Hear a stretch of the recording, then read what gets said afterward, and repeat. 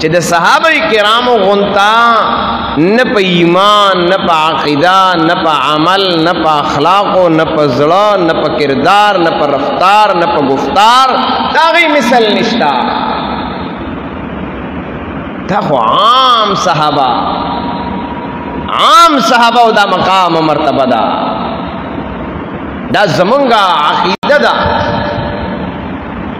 او د قرآن او د سنت نه ثابت بالدلیل دا چې تمام صحابه کرام عادل دي، معیار حق دي. ما او تا ته الله هغه په نمونه کې پیش کړي. عام صحابه وي او دام زمونږ عقیده ده چې د صحابه کرامو تنقیس کوونکې او پاغي کې نقصانونه لټونکې دا د ایمان د ختمېدو کیسه ده. دا په صحابه کرام باندې د اعتماد اوچتېدو درجه ده. د دې وجه نه محدثین چې څومره دي او هغه کله د حدیث او د جرح او د تعدیل خبره کوي، چې کله د صحابي خبره راشي او صحابي ته د حدیث او سند ورسي دغه سٹاپ شي چې په صحابي باندې جرح نشي کېده. د صحابي په باره کې دا عقیده او نظریه ده چې دا عادل انصافدار معیار حق دی، او څوک چې معیار حق نه ګڼي اپنا حق دی. معیار حق څوک نه ګڼي هغه پنا حق دی. دا خو عام صحابه شو. بیا په دې صحابو کې درجې دي. صحابه کرام بعض ته الله رب العزت یو خاص درجه او مقام ورکړی دی، هغه په یو درجه او مقام باندې موسوم کړی دي، لکه 10 مبشره. دا ځان له صحابه دي. 10 مبشره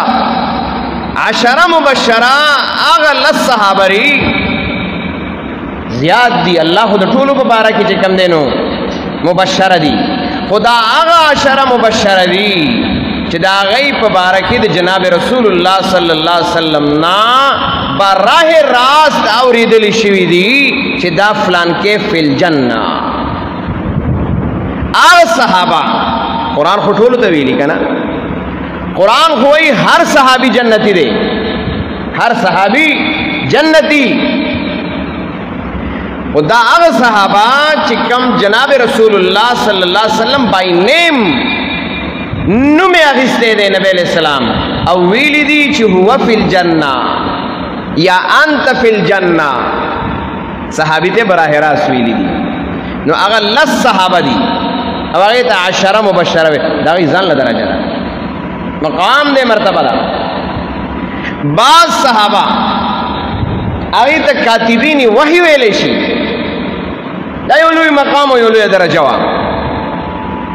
کاتبین وحی هغه صحابه کرام چې د جناب رسول الله صلی الله علیه وسلم سره بناس پاستو ډیر نږدې او چې کله به وحی رااله نبی علیہ الصلوۃ والسلام به आवाज وکړه فلان تعال اكتب هذا فی مقام هذا من آیت قبل ومن بعد. چراش فلان کی صحابی دا آیت راغلے دے دا پر فلان کی صورت کی دا فلان کی آیات نہ مخ کی و دا فلان کی آیات نہ رست اولی کا.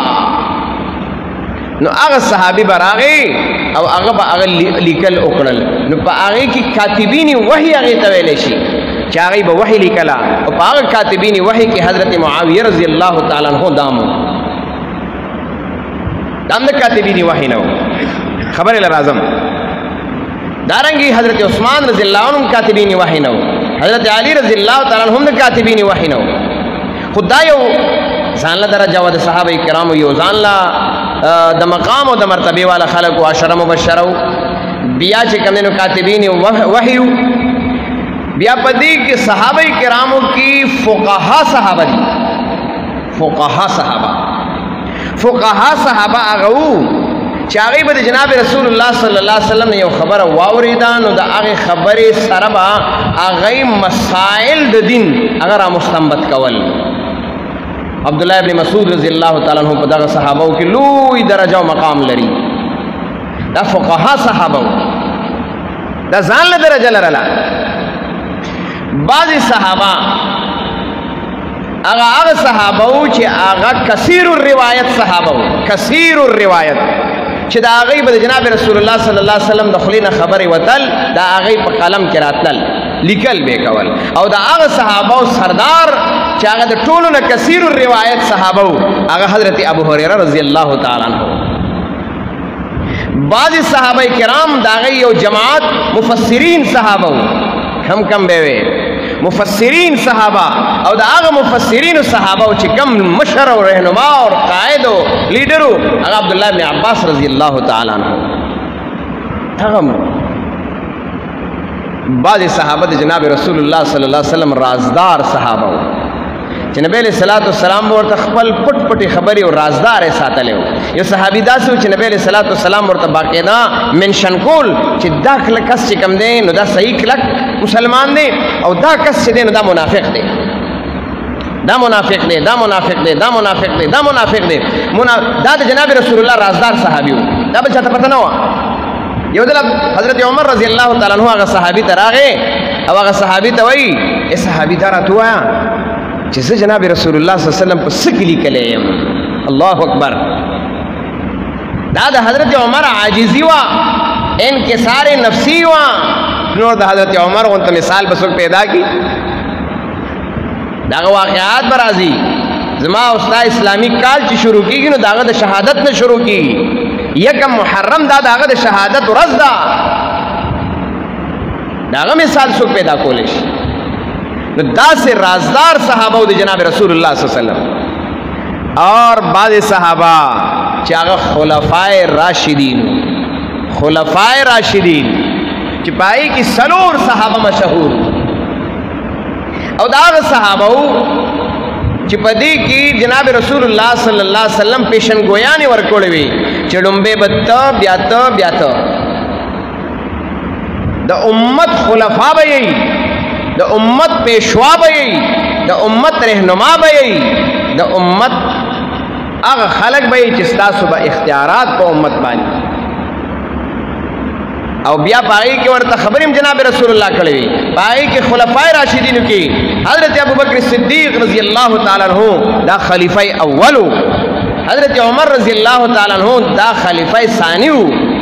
حضرت عثمان رضی الله تعالی عنہ دا دریم خلیفہ. حضرت علی رضی الله تعالی عنہ دا سلورم خلیفہ او دې ته خلفای راشدین ویل شي. حضرت عمر رضی الله تعالی عنہ صد پاسه 2 کال خلافت کړي.